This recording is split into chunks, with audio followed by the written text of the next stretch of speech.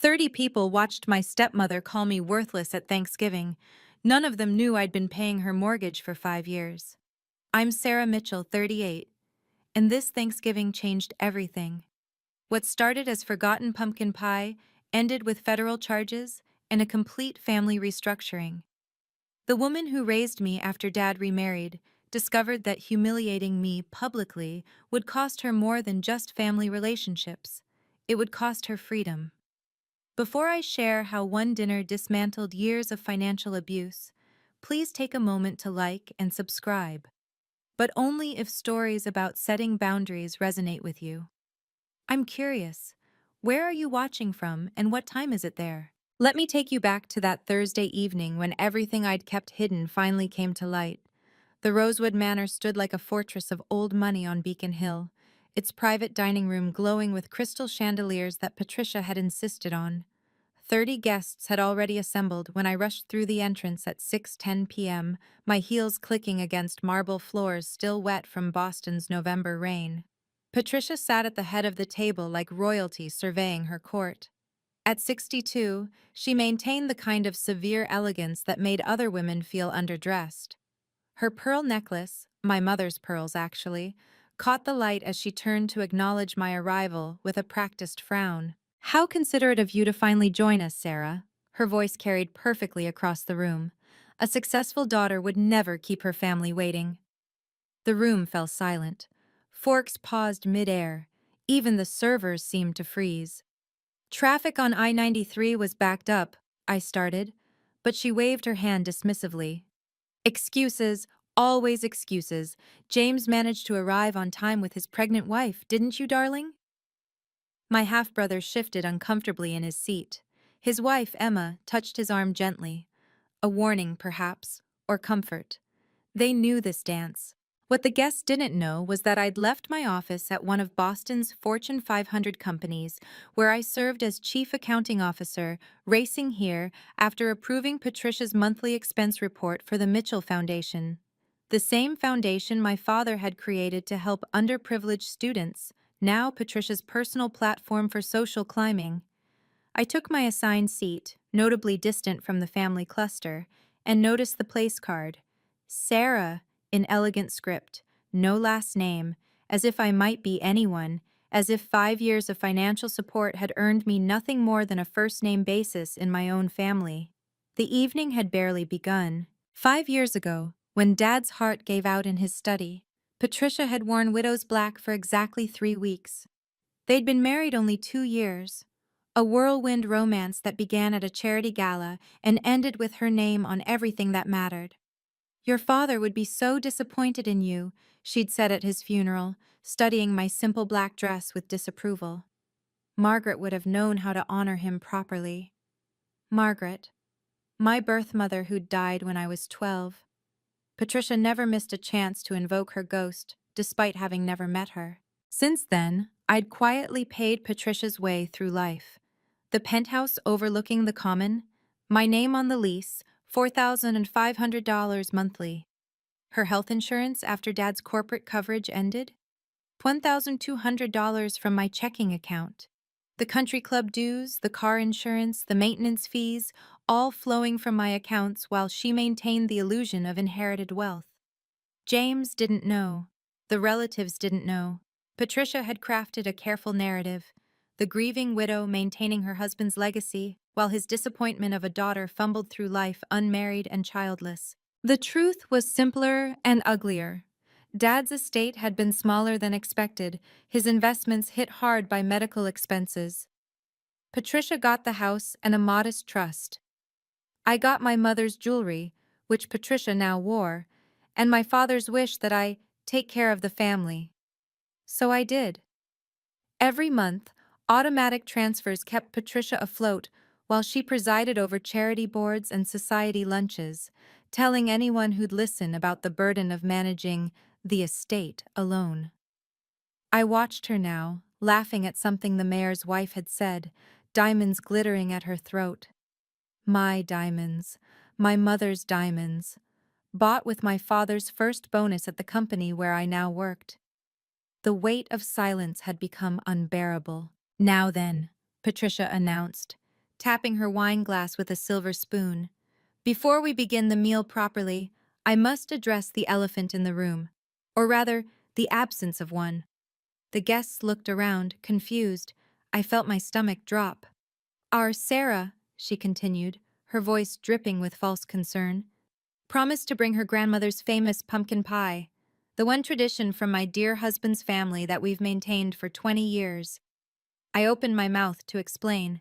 The bakery had lost my order. I'd called 6 places trying to find a replacement, but Patricia was already in performance mode. Even this simple task is too much for her. She shook her head theatrically. I suppose when you reach 38 without accomplishing anything meaningful, even remembering a pie becomes overwhelming. Emma, James's wife, tried to interject. Patricia, it's just dessert. Just dessert, Patricia's eyes flashed. It's tradition, family legacy. But how could someone who refuses to create a family of her own understand that? The room grew uncomfortable. Senator Morrison's wife studied her water glass. The foundation board members exchanged glances. This wasn't the gracious society dinner they'd expected. James cleared his throat. Mom, please. It's Thanksgiving. Exactly why standards matter more. Patricia stood, raising her wine glass. Perhaps it's time we discuss the future of the Mitchell family assets. My hands found the napkin in my lap, twisting the linen between my fingers. Around us, 30 of Boston's most influential people waited to see what Patricia Foster Mitchell would do next. The crystal chandelier above seemed to dim. Or maybe that was my vision narrowing to the woman who'd taken everything my father built and twisted it into a weapon. She stood there, glass raised, ready to deliver another blow. I've been reviewing the family trust documents, Patricia announced, her voice carrying the authority of someone who'd rehearsed this moment. And I believe it's time to reconsider certain allocations. The foundation board members straightened in their chairs. Charles Worthington, the board treasurer, set down his fork. The Mitchell Foundation has $2 million in assets, Patricia continued, swirling her wine. My dear husband intended for those funds to benefit those who honor the family name, not those who diminish it. Patricia, Harold Bennett's voice came from the far end of the table. Dad's old friend, his lawyer for 20 years, watched her with careful eyes. This isn't the appropriate venue. When is it appropriate, Harold? When Sarah forgets another obligation, misses another deadline? Patricia's laugh was crystalline, sharp. Family assets should go to those who honor the family. I remembered Dad's words from his hospital bed, his hand weak in mine. Take care of them, Sarah. Family is everything, even when it's hard. But what happened when family became poison? James shifted in his seat, his hand finding Emma's. They were expecting their first child in 4 months. Patricia had already promised them the house in Wellesley, the one Dad had bought as an investment, the same house whose mortgage I'd been quietly paying. I propose, Patricia said, that we restructure the foundation's beneficiary list. Those who contribute nothing shouldn't benefit from everything. The threat was clear. Stay silent, keep paying, or lose not just money but my father's legacy. The scholarships, the programs, the students who depended on the Mitchell Foundation. Senator Morrison coughed politely. His wife touched her pearls. Everyone waited to see if Robert Mitchell's daughter would finally speak up or continue her role as the family doormat. My phone buzzed. A text from an unknown number. Check your email, IHB. Harold Bennett hadn't looked at his phone once. Let's discuss what really matters, Patricia continued, her voice honeyed poison. Success, legacy, the things that define a Mitchell. She gestured toward James and Emma. Here we have the future, a growing family, a thriving medical practice, contributions to society. Her gaze swiveled to me. And there we have... what exactly? Patricia, please. Dr. Elizabeth Chen, one of the foundation board members, attempted to intervene. No, Elizabeth, this needs saying. Patricia's smile could have frozen champagne. What kind of woman reaches 38 without a family? Without a husband? without even a significant relationship to speak of? The room collectively held its breath. Emma's hand went to her belly protectively. My career, I started. Your career? Patricia laughed. Counting other people's money? How noble! Meanwhile, James is saving lives, Emma is creating life, and you're filing spreadsheets? Mom, that's enough, James said quietly, but Patricia was building to her crescendo. Your father wanted grandchildren. He wanted the Mitchell name to continue. Instead, his daughter spends her evenings alone in an office, growing older and more bitter by the day. Mrs. Morrison studied her salad with sudden intensity. The other guests found fascinating patterns in the tablecloth. Only Harold Bennett watched me directly, his phone in his hand now, typing something quickly. Perhaps, Patricia mused, this is why Robert never updated his will to include you more substantially. He knew. He saw what you'd become, or rather, what you'd never become. The lie sat between us like a loaded gun. Dad had updated his will. I knew because I'd driven him to Harold's office that day, waited in the lobby while he spent 3 hours inside. But Patricia controlled the narrative now, and 30 influential people were listening to her rewrite history. My phone lit up again. Harold's text. Say the word. Patricia raised her glass one final time, the crystal catching light like a blade. To family standards, she said, and to those who fail to meet them. The words that came next felt rehearsed, perfected through years of smaller cruelties. Sarah, you're the most useless woman I've ever met. The silence that followed was complete. Even the servers stopped moving. Emma gasped audibly. Charles Worthington's wine glass halted halfway to his lips. I felt 30 pairs of eyes on me, some sympathetic, others merely curious to see what Robert Mitchell's daughter would do when pushed this far. The weight of their attention pressed down like a physical thing. That's when I saw him. Harold Bennett had risen from his chair at the far end of the table, his silver hair catching the light as he moved toward us with the measured pace of a man who'd entered many courtrooms. In his hand, a leather portfolio I recognized, my father's, monogrammed RJM in gold. This was it. The moment where 5 years of silence could continue, or everything could change. I stood slowly, placing my napkin beside my untouched plate.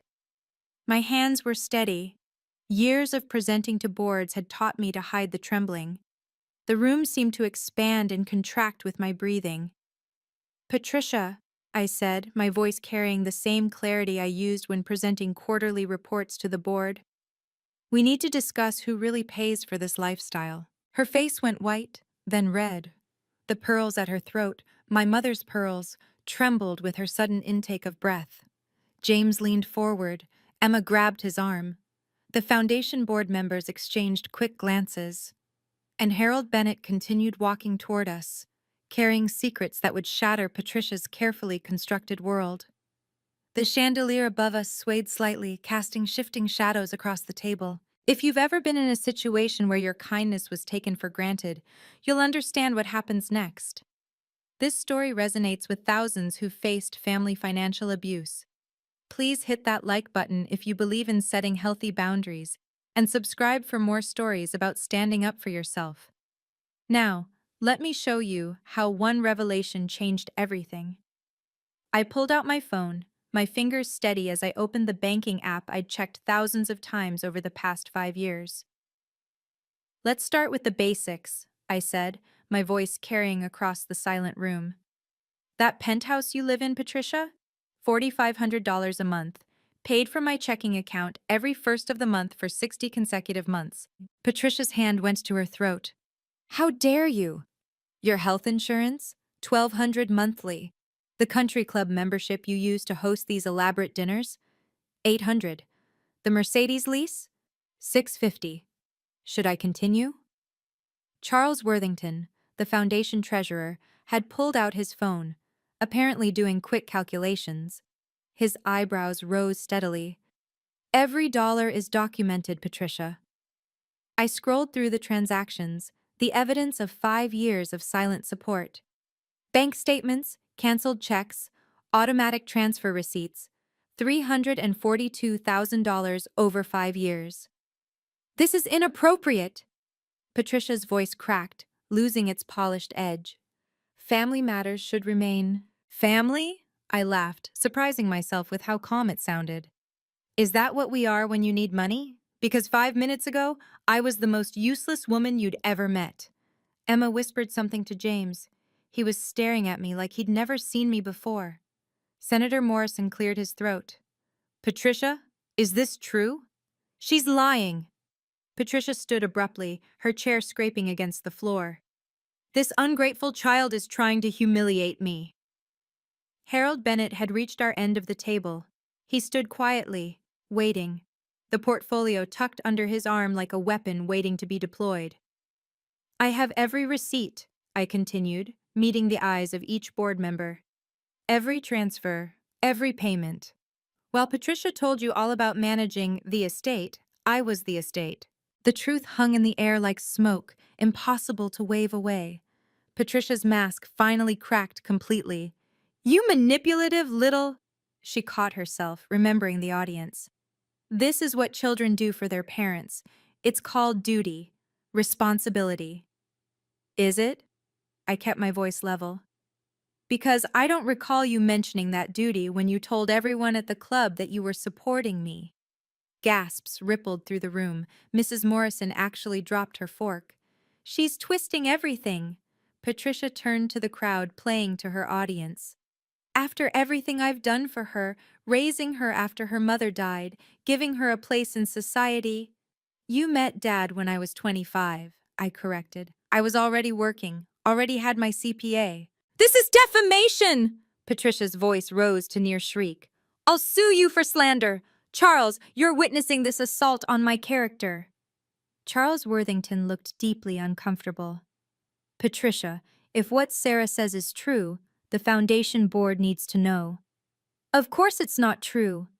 But her hands were shaking now, wine sloshing dangerously in her glass. James, tell them about your ungrateful sister. James stood slowly, Emma's hand on his arm. Mom, I need to know. Is Sarah paying your bills? The betrayal in Patricia's eyes was complete. You too? Just answer the question, James said quietly. I don't have to justify anything to any of you. Patricia's composure shattered entirely, especially not to her. Harold Bennett stepped forward then, his voice cutting through the chaos with courtroom precision. Perhaps I can help clarify matters. Patricia spun toward him, and I saw it, real fear flickering across her features. Harold, this doesn't concern you. I'm afraid it does, he said calmly. As executor of Robert Mitchell's estate, everything concerning the family assets concerns me. The room held its breath. Harold Bennett commanded the room with the quiet authority of 40 years in law. Ladies and gentlemen, I apologize for the disruption to your dinner, but certain matters have come to my attention that require immediate address. Harold, sit down, Patricia hissed. This is a family matter. Precisely why I must speak. He opened the leather portfolio with deliberate slowness. As Robert Mitchell's attorney and friend for 20 years, I have documents that everyone here needs to see. The foundation board members leaned forward. Even Senator Morrison had abandoned any pretense of disinterest. This is highly irregular, Patricia stammered, but her protest sounded weak. What's irregular, Harold continued, is a widow claiming poverty while living in luxury. What's irregular is a stepmother systematically isolating her stepdaughter while draining her financially. How dare you? I dare because Robert asked me to protect his daughter. Harold's eyes were steel. He worried about this exact situation. I felt my throat tighten. Dad had known. Somehow he'd known. James moved closer to the table. Mr. Bennett, what documents? Patience, James. First, I need everyone to understand that I've been conducting an investigation for the past 6 months. Sarah doesn't know this. He glanced at me apologetically. But your father left instructions. If certain conditions were met, I was to act. What conditions? Elizabeth Smith asked from the board table. Evidence of financial manipulation, emotional abuse, misuse of foundation funds. Harold's gaze fixed on Patricia. All three conditions have been met. Patricia's face had gone from red to white to an alarming gray. You have no right. I have every right. Your husband gave it to me. He pulled out a document. Shall we discuss what really happened to the Mitchell Foundation's missing funds? The room erupted in whispers. Harold held up a hand for silence. 1 month before his death, Robert asked me to meet him privately. He was concerned about what he called irregularities in the Foundation's accounting. Patricia gripped the edge of the table. Robert was ill. He was confused. He was lucid enough to request a forensic audit. Harold produced another document. He was especially concerned about several large withdrawals that didn't match any documented charitable activities. Charles Worthington stood abruptly. Are you saying foundation funds were misappropriated? I'm saying Robert wanted answers. He also wanted to protect certain assets. Harold's gaze found mine. He knew Sarah would honor his wishes even at personal cost, so he made provisions. What provisions? James asked. That will become clear shortly, but first you should know that Robert created a new will 2 weeks before his death. A will with very specific conditions and protections. Patricia laughed, but it sounded forced. That's impossible. I have his will, filed with the court. Everything is— You have a will, Harold corrected. Not the final one. The room seemed to tilt. I gripped the table edge, remembering that day Dad had asked me to drive him to Harold's office. He'd been so insistent, despite the pain medication making him drowsy. Robert was very specific about protecting certain assets, Harold continued. He wanted to ensure the Foundation's mission survived, regardless of personal conflicts. Elizabeth Smith spoke up. Harold, if there's been misuse of Foundation funds, we need to know immediately. You will. But first, I need to address the audit findings. He pulled out a thick folder. 3 years of systematic withdrawals, $200,000 unaccounted for. Someone gasped. Patricia swayed on her feet. That's preposterous, she managed. Harold's expression remained neutral. The forensic accountant would disagree. Harold pulled out a manila folder marked with red tabs.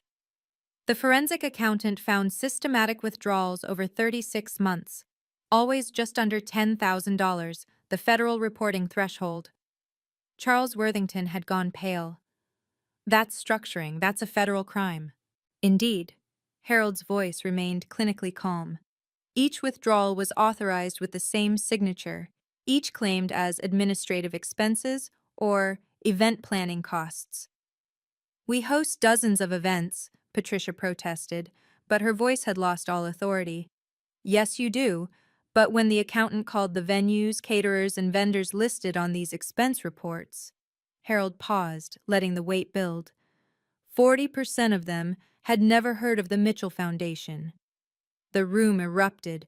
Board members pulled out phones. Senator Morrison pushed back from the table. This is a misunderstanding, Patricia said desperately. Bookkeeping errors. $200,000 in bookkeeping errors? Elizabeth Smith's voice was ice. Patricia, I'm the CFO of a biotech firm. This isn't an error. It's embezzlement. You can't prove anything. Patricia's mask had completely fallen away now, revealing something desperate and cornered. Actually, Harold said, producing another document, we can. Every withdrawal went to the same account. An account opened 3 years ago under the name P. Mitchell Consulting. An account that shows transfers to your personal accounts within days of each deposit. James stood frozen. Mom, tell me this isn't true. Patricia's eyes darted around the room like a trapped animal's. I deserve that money. I've run this foundation, attended every boring charity lunch, smiled at every donor, with Sarah paying your personal bills the entire time, Harold added quietly. 3 board members were now on their phones.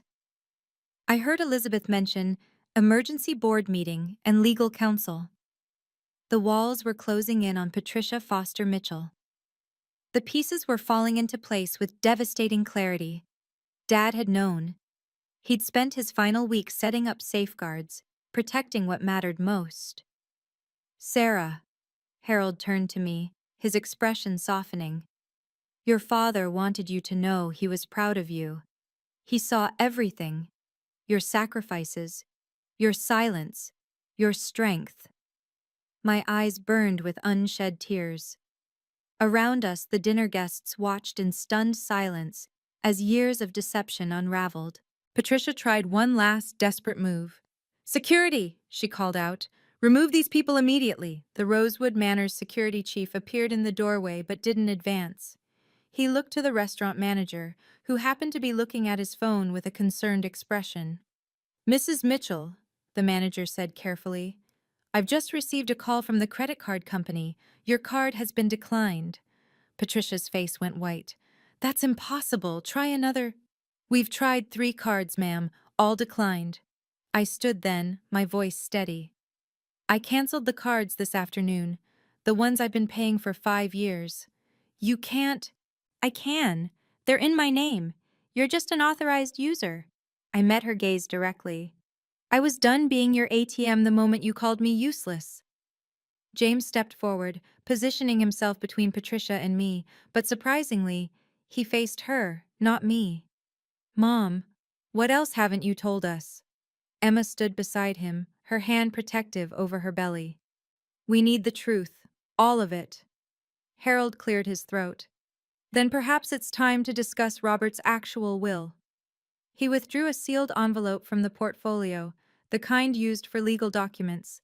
Patricia's legs seemed to give out. She sank into her chair. Everyone waited. The entire room held its breath for what would come next. Patricia's desperation exploded into rage. She grabbed her wineglass and threw it at Harold, red wine splashing across his suit jacket. This is a conspiracy. Patricia, James shouted, moving to restrain her. Don't touch me. She whirled on him. You ungrateful child, after everything I've done for you. What have you done, Mom? James's voice broke. Besides lie to all of us? Patricia turned to the room, appealing to the audience that had always been her strength. You all know me. I've served this community for years. This ungrateful girl is trying to destroy me out of jealousy. Jealousy? I remained calm, though my heart was racing. Of what exactly? Of my position. My marriage to your father. You never accepted me. I paid your bills for 5 years. That was your duty as a daughter. Senator Morrison stood. Mrs. Mitchell, I think it's best if we— You're all against me, Patricia screamed. Every one of you. You've been waiting for this, haven't you? Waiting to see Patricia Foster fall. The restaurant manager had quietly called for additional security. 2 uniformed guards appeared in the doorway. This ungrateful brat, Patricia pointed at me, has been planning this for years. She probably killed Robert to get his money. The room gasped collectively. Even I hadn't expected her to go that far. Harold's voice cut through like a blade. Mrs. Mitchell, I'd be very careful about making accusations. Defamation is also actionable. Sue me then, she laughed hysterically. I have nothing left anyway, right? Sarah made sure of that. The security guard stepped closer. The restaurant manager looked mortified. Ma'am, one guard said quietly, we need you to calm down. Patricia's response was to sweep an entire place, setting off the table, china shattering on the floor. You want to know about sacrifice? Patricia stood on shaking legs, mascara running down her cheeks. I gave up everything for this family. What did you give up? I asked quietly. Your previous husband's money? The one who divorced you for fraud? The room went silent. Patricia's mouth opened and closed like a fish. Harold nodded slowly. Yes, we know about Mr. Foster, and the settlement that required you to pay back $70,000. Money that mysteriously appeared right after you married Robert. I gave Robert love, Patricia shrieked. I gave him companionship in his final years. You gave him 2 years, I corrected. 2 years while you systematically isolated him from his friends, convinced him to change lawyers, until he secretly went back to Harold and tried to turn him against me. It wasn't hard. You were never here, always working, always too busy. I was working to pay your bills. The truth of it seemed to echo in the crystal and silver around us.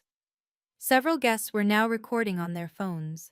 Patricia noticed and lunged for the nearest one. "Stop filming! This is private!" Mrs. Morrison pulled her phone back quickly. "This stopped being private when you started screaming, Patricia." "You're all vultures." Patricia spun in a circle, addressing the room. "You pretend to be my friends, but you're just waiting for scandal. Well, here it is. I took the money. I deserved it. I earned it by putting up with Robert's boring stories and his pathetic grief over his dead wife." James made a sound like he'd been punched.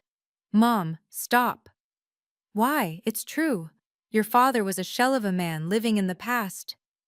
"He was dying," I said quietly. "He had cancer. You knew that when you married him." The room absorbed this final piece of information with visible shock. Patricia's last shred of composure evaporated entirely. "Yes, I knew. So what? I gave a dying man comfort. I deserve compensation." "Compensation?" Elizabeth Smith stood, her board member authority evident.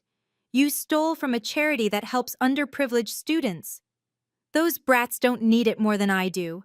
Patricia's voice had gone shrill. "I'm the widow. I'm the one who's suffered." "Mrs. Mitchell," Harold said gravely, "you might want to sit down." "Don't tell me what to do." She grabbed a butter knife from the table, waving it erratically. "I'll destroy all of you. I have connections everywhere. Judges, politicians, police commissioners." "Actually," a new voice came from the doorway, "you really don't." Everyone turned. Two men in dark suits stood at the entrance, badges visible on their belts. "Detectives Morrison and Carr, Financial Crimes Division," the taller one said. "We received a call about potential wire fraud and embezzlement." Patricia dropped the knife. It clattered on the marble floor. "That was fast," someone whispered. Harold cleared his throat. "I may have alerted them this afternoon when the final audit report came in." "You planned this," Patricia accused, pointing at me with a shaking finger. "You set me up." "No," I said quietly. "You set yourself up. I just stopped enabling it." The detectives moved into the room with practiced calm. "Mrs. Mitchell, we'll need you to come with us for questioning." "I'm not going anywhere!" But her protest was weak now, the fight draining out of her. James stepped forward. "Mom, please, just cooperate." Patricia looked at him, then at me, then at the room full of Boston's elite watching her complete destruction. Her shoulders sagged in defeat. "This isn't over," she whispered, but even she didn't seem to believe it. What Harold revealed next changed not just my life, but exposed years of criminal activity. If you're finding value in this story about standing up to financial abuse, please share it with someone who needs to hear it. Your support through likes and comments helps these important stories reach those who need them most. Now, for the revelation that sent shockwaves through our entire community. Harold held up the sealed envelope, its edges worn from years in a safe. "Before the detectives proceed, this needs to be read. Robert's final will, dated 2 weeks before his death." "That's fake," Patricia protested weakly. "Notarized, witnessed, and filed with my office." Harold broke the seal. "Robert Mitchell's last will and testament, superseding all previous versions." The room fell silent except for the soft rustle of paper. "To my daughter, Sarah Margaret Mitchell," Harold read, his voice carrying clearly. "I leave 60% of my estate, including all investment accounts, the commercial property portfolio, and controlling interest in the Mitchell Foundation." I sank into my chair, overwhelmed. Harold continued. "To my wife, Patricia Foster Mitchell, I leave the right to reside in the family home for 2 years following my death, after which the property transfers to Sarah. I also leave Patricia the sum of $50,000, contingent upon a clean audit of the Mitchell Foundation's finances." "No!" Patricia's wail was primal. "Furthermore," Harold read on, Should any financial irregularities be discovered in the Foundation's management, all bequests to Patricia Foster Mitchell are null and void, and she must repay any misappropriated funds with interest. Charles Worthington whistled low. He knew. To my son James, Harold continued, I leave 40% of my remaining estate and my medical practice holdings, knowing he will continue our family's tradition of healing. James nodded, tears streaming down his face. Finally, Harold's voice grew heavier. I name Sarah Mitchell as executor of my estate and permanent chair of the Mitchell Foundation, with full authority to investigate and correct any mismanagement that occurred during my illness. Patricia had crumpled completely, sobbing into her hands. Your father signed this in my office, Harold said to me gently, with 2 witnesses. He said, protect my daughter. She's the only one who truly loved me. Detective Morrison stepped forward, a tablet in his hand. Mr. Bennett provided us with the forensic audit this afternoon. Mrs. Mitchell, you're being investigated for wire fraud, embezzlement, and forgery. Forgery? James asked, stunned. The detective nodded. 3 years of forged signatures on foundation checks. The handwriting expert confirmed it. They don't match Robert Mitchell's actual signature from the same period. Harold produced another document. The audit is comprehensive. $200,000 diverted over 3 years, fake vendor payments to shell companies, transfers to personal accounts in the Cayman Islands. The Cayman Islands? Elizabeth Smith looked appalled. Patricia, that's money laundering. Each transaction under $10,000, Detective Carr added. Classic structuring to avoid federal reporting. That alone is a felony. Patricia lifted her tear-stained face. I want a lawyer. That's your right, Morrison said. But you should know, the FBI has been notified. This crosses state lines. The weight of it crashed over the room. This wasn't just family drama anymore, it was federal crime. Charles Worthington stood. As treasurer, I'm calling an emergency board meeting. Patricia, you're immediately suspended from all foundation activities. You can't. We can, and we are. Elizabeth's voice was steel. The board votes now, all in favor of Patricia's immediate removal? Every board member's hand went up. Sarah, Charles turned to me, would you accept an interim appointment as foundation president? I looked at Harold, who nodded encouragingly. Yes. All in favor? Again unanimous. Patricia watched her world crumble in real time. This is theft. You're stealing from me. No, Detective Morrison said quietly. You stole from them. From those students. From your husband's legacy. We have the evidence, dates, amounts, account numbers. Your own bank provided the records. The reality of prison finally seemed to hit Patricia. She went white as paper. I stood and walked to where Patricia sat crumpled in her chair. The room watched as I knelt beside her, speaking quietly, but clearly enough for everyone to hear. I'm done being your ATM, Patricia. Done enabling your lies. Done sacrificing my life for someone who never saw my worth. She looked at me with red-rimmed eyes. I made you strong. No, you made me silent. There's a difference. I stood, smoothing my dress. Dad knew what you were. That's why he protected the foundation. Protected me. He saw through you. You poisoned him against me. I never said a word against you. Not once in 5 years. I pulled out my phone, showing my banking app. But every month I paid your way. While you told everyone I was worthless, I kept you afloat. James approached us, Emma beside him. Sarah's right, Mom. You used all of us. Me as the golden child to hurt her. Her as the scapegoat to control me. James, not you too. Yes, me too. His voice was firm. I'm done playing these games. Sarah, I'm sorry. I should have stood up for you years ago. Emma added quietly. We won't let our child grow up in this toxicity. Patricia looked around wildly for any ally, any support. She found none. 30 of Boston's most influential people had witnessed her complete unmasking. Detective Morrison, I said, what happens now? Your stepmother needs to come with us for formal questioning.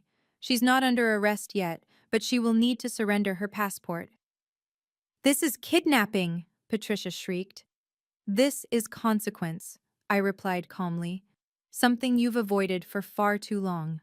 The detectives helped Patricia to her feet. She looked small suddenly, diminished. All her power evaporated in the span of one dinner. Detective Morrison spoke formally. Mrs. Patricia Foster Mitchell, you're being detained for questioning regarding allegations of wire fraud, embezzlement, and financial structuring. You have the right to remain silent. This is a mistake, Patricia mumbled, but the fight had left her. Ma'am, we'll also need you to surrender your passport. Judge's orders, you're considered a flight risk given the offshore accounts. Harold produced a document. This is a federal asset freeze order. All accounts under investigation are now frozen pending the outcome of the investigation. How will I live? Patricia's voice was small, defeated. The same way I would have if I'd kept enabling you, I said. Figure it out. Detective Carr looked at the room. We'll need statements from the board members. Mr. Worthington, Mrs. Smith, can you come to the station tomorrow? Both nodded. The other board members exchanged grim looks. This would be news by morning. Sarah, Detective Morrison turned to me. We'll need your financial records. Every payment, every transfer. I have everything organized by date and category. 5 years of documentation. I pulled out a flash drive from my purse. I'd been carrying it for months, waiting. Bank statements, canceled checks, receipts. James stared at me. You've been preparing for this. I've been hoping I'd never need it. But yes, I kept everything. The restaurant manager approached nervously. About the bill for tonight. I'll handle it, I said, then looked at Patricia. One last time, I'll pay. Consider it severance for 5 years of emotional labor. Patricia was led toward the door, the detectives flanking her. At the threshold, she turned back. Your father would be ashamed, she said to me. Harold spoke up. Actually, Robert would be proud. He knew exactly who Sarah was. That's why he protected her. As the detectives led Patricia away, the room seemed to exhale collectively. James approached me, his face etched with remorse. Sarah, He struggled for words. I was blind. Willfully blind. You were manipulated, I said. We both were. No, you saw through it. You just chose to protect everyone anyway. He ran a hand through his hair, so like Dad's gesture. All those times she compared us made me the golden child. I let it happen. I enjoyed it. Emma touched his arm gently. We all did what we thought was right with the information we had. But I had information, James insisted. I saw her credit cards getting declined. I noticed she never actually paid for anything. I just didn't want to know. I felt years of resentment beginning to soften. She's our mother, James. Your biological mother. It's harder for you. She's not my mother, he said firmly. A mother doesn't destroy one child to control another. Mom died when I was 8. Patricia is just someone Dad married. The room was slowly returning to normal. Servers cleaned up broken glass. Guests murmured in small groups. Several approached me with quiet words of support. Senator Morrison shook my hand. Your father would be proud. It takes courage to stand up to family. Or desperation, I admitted. Elizabeth Smith joined us. Sarah, the foundation needs steady leadership. Will you really take this on? Yes. Dad built it to help students who couldn't afford education.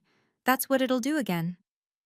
Charles Worthington added, we'll need a full forensic review, every transaction for 5 years.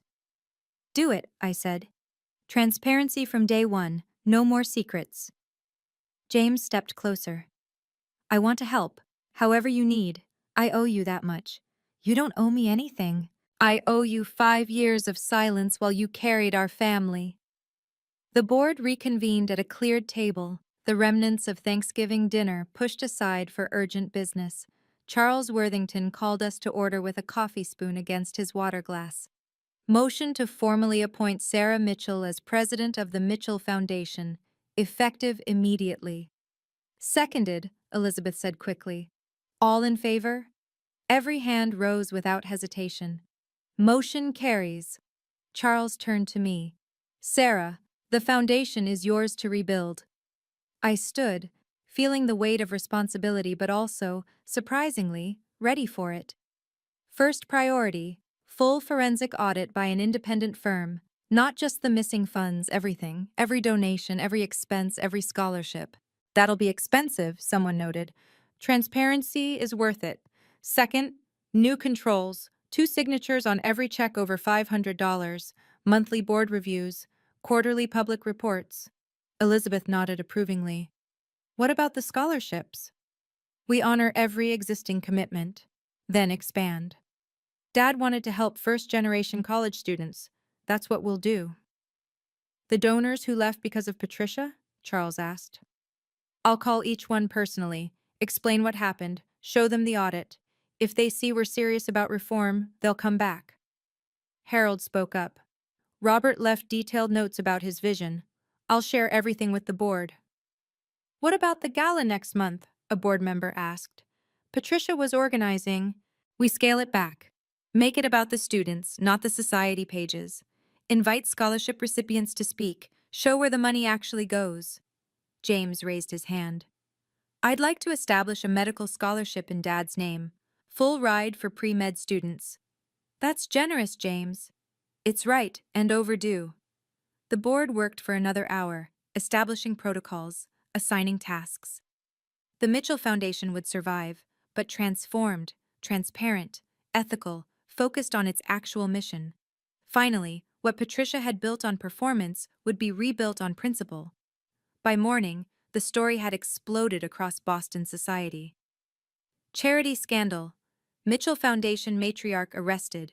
Ran on the front page of the Globe's Metro section. My phone hadn't stopped ringing. I'd turned it off after the 50th call.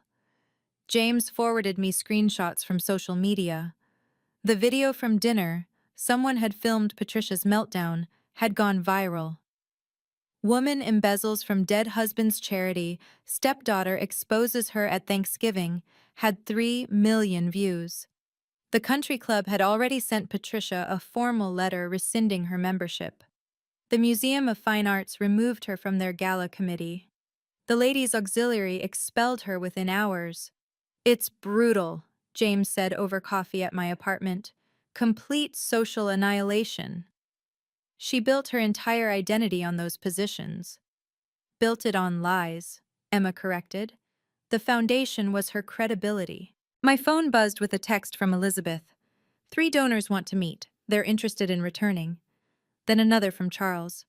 Journal wants to interview you about nonprofit transparency. You're going to be busy, James observed. Better than being silent. That afternoon, more truth emerged. Patricia's hairdresser called. She was owed $3,000. Her personal trainer, $2,000. The boutique where she bought her gowns, $15,000 in unpaid bills. She was drowning, Harold told me over the phone. Living entirely on credit and your payments. The house is mortgaged 3 times. Dad's house? She forged his signature on the loan documents. That's another federal charge. Each revelation felt like another weight lifting. I wasn't crazy. I wasn't ungrateful. I'd been systematically drained by someone who saw me as nothing more than a bank account. The public vindication was overwhelming. But more importantly, the truth was finally, completely, in the open.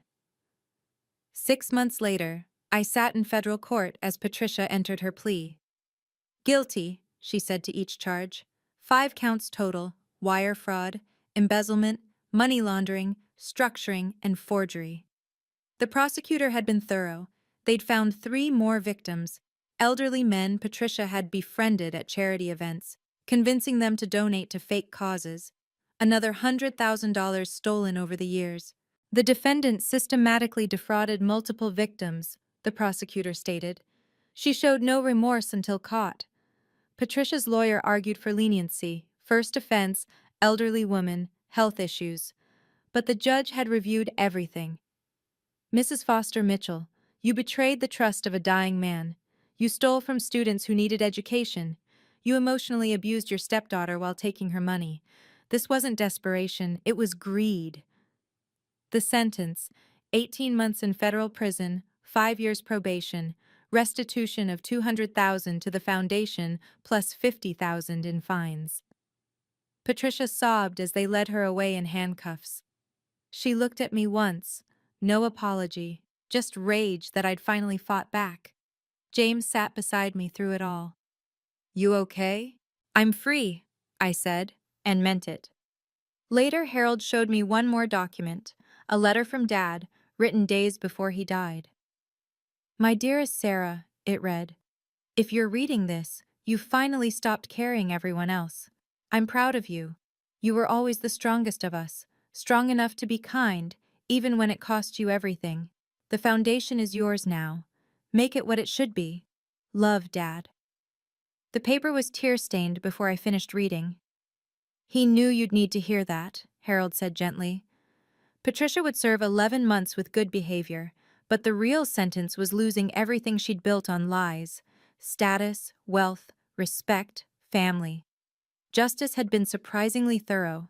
Patricia emerged from federal prison 11 months later to a world that had moved on without her. The penthouse was gone, I'd stopped paying, and she couldn't afford it. Her belongings had been moved to a small apartment in Revere, 40 minutes from the Boston society she'd once ruled. James had found her a job through a friend, receptionist at a medical billing company, minimum wage plus commission. She had to take the bus to work. I saw her at the grocery store, Emma told me one afternoon. She was buying generic brands, counting coupons. Did she see you? Yes. She turned and walked the other way. The woman who'd worn designer gowns to charity galas now wore polyester uniforms. The hands that had waved dismissively at waitstaff now answered phones for 8 hours a day. Her former friends had vanished completely. Mrs. Morrison had actually crossed the street to avoid her. The country club crowd pretended she'd never existed. But perhaps the cruelest irony was this: I still sent her money. $200 a month to her commissary account in prison, now $200 to help with groceries. Not because she deserved it, but because Dad would have wanted me to. She never acknowledged it. No thank you, no recognition. But she cashed every check. James visited her once. She's broken, he reported. Keeps talking about how unfair it all is, how she was the real victim. No accountability? None. In her mind, you destroyed her life out of jealousy. It didn't matter anymore. Patricia had become what she'd always accused me of being: irrelevant. A cautionary tale whispered about at charity luncheons. The woman who had everything and lost it all because she couldn't stop taking. Her fall from grace was complete and entirely self-inflicted. 2 years after that Thanksgiving, I barely recognized myself. Therapy had been transformative. Dr. Chen, a specialist in family financial abuse, helped me understand the patterns I'd been trapped in. You were trained to be supply, she explained during one session. Your father, meaning well, taught you that love meant sacrifice. Patricia exploited that training. Learning to say no had been physically uncomfortable at first. My body would tense, my stomach would churn, but each boundary I set made the next one easier. I can't cover your rent increase, I told a cousin who'd somehow heard I'd inherited money. That doesn't work for me, I said to a board member who wanted meetings at unreasonable hours. No became my most powerful vocabulary word. The changes showed everywhere. I'd moved from my cramped apartment to a condo with actual sunlight. I'd started dating, nothing serious yet, but I was learning what healthy relationships looked like. I'd even taken a vacation, something I'd never done in 5 years of funding Patricia's lifestyle. James and I had rebuilt our relationship from scratch. Weekly dinners, honest conversations, sharing memories of Dad that Patricia had tried to taint. You know what I realized? He said one evening. You were protecting me too. If you'd fought back earlier, she would have made me choose sides. You would have chosen her. Probably.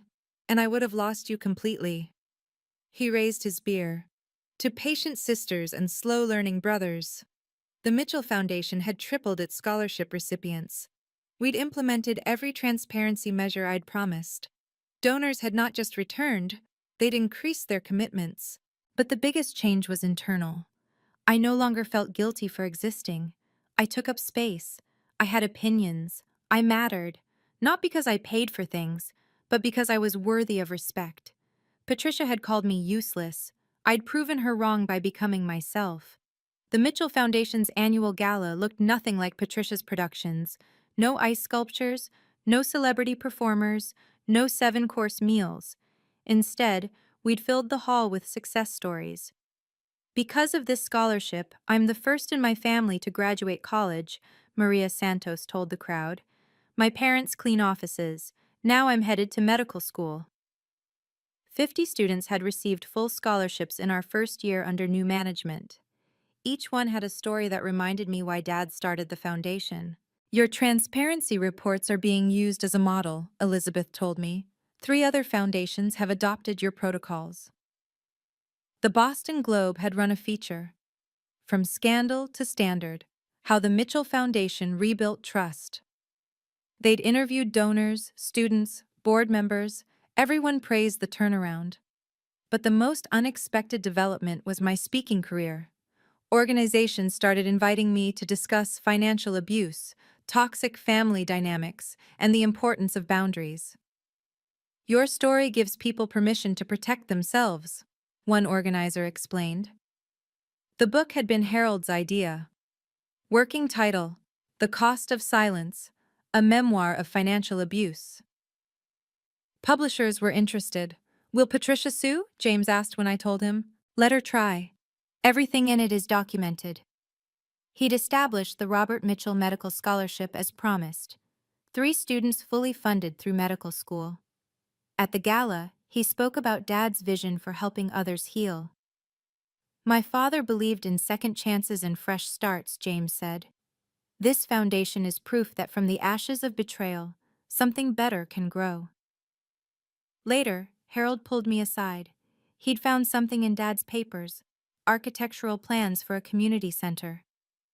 Robert dreamed of this, a place where students could study, get tutoring, access resources. Then we'll build it, I said. The Robert and Margaret Mitchell Learning Center. Patricia had tried to steal a legacy. Instead, she'd catalyzed its transformation into something far greater. 3 years post-Thanksgiving, I stood in the garden at Dad's house, my house now. Patricia's probation officer had called. She'd been released early for good behavior but was struggling. She's not your responsibility, James reminded me when I told him. I know, but I can choose compassion without choosing vulnerability. I'd set up a trust that paid her rent directly to the landlord. She couldn't access the cash. Basic survival, nothing more. Dad would have wanted that much. Forgiveness doesn't mean giving access to hurt you again, Dr. Chen had taught me. I'd forgiven Patricia, but she'd never again have power over me. The investigation had revealed more than just theft. Patricia had been married 4 times, each husband wealthy, each marriage ending with financial disputes. She was a professional predator who'd finally met consequences. Yet understanding her pattern helped me release the personal sting. I wasn't special to her cruelty. I was just convenient supply. She called me, James said one evening, wanted to reconcile. What did you say? That reconciliation requires accountability. She hung up. We'd learned Patricia was working at a call center now, selling insurance. The woman who'd once commanded Boston society was cold-calling strangers for commission. Karma had been thorough. But I'd stopped tracking her downfall. My energy went toward building, not watching others crumble. The foundation had just announced its biggest initiative, full scholarships for 25 first-generation students, plus mentoring, tutoring, and mental health support. Real help, not just money. Dad would be so proud, James said when we unveiled the program. He'd be proud of both of us. We broke the cycle. Patricia had taught me something valuable: the difference between kindness and enabling, between family and manipulation, between sacrifice and self-destruction. They were lessons worth the tuition I'd paid in tears and dollars. If you're reading this because someone in your family treats you like an ATM, I need you to hear something. You deserve respect. Your kindness should never be someone's credit card. Document everything. Every payment, every loan, every guilt trip that ends with you opening your wallet. Not because you're planning revenge, but because gaslighting thrives in ambiguity. When they say you've never helped, you'll have receipts. Seek legal help. Financial abuse is real abuse. There are lawyers who specialize in family financial exploitation. Many offer free consultations. Use them. Find a therapist who understands family financial abuse. Not all do. The right one won't tell you to just say no. They'll help you understand why saying no feels impossible and teach you how to make it possible. It's not selfish to protect yourself. This took me years to learn. Self-preservation isn't cruelty. Boundaries aren't punishment. You're not responsible for managing other adults' lives. The guilt will be overwhelming at first. When I stopped paying Patricia's bills, I couldn't sleep. I'd wake up panicked, convinced I was a terrible person. But guilt is just withdrawal from a toxic dynamic. It passes. Your family might turn against you. Some of mine did. Cousins called me heartless. Aunts said I'd changed. They were right. I had changed. I'd stopped being supply. But here's what they don't tell you.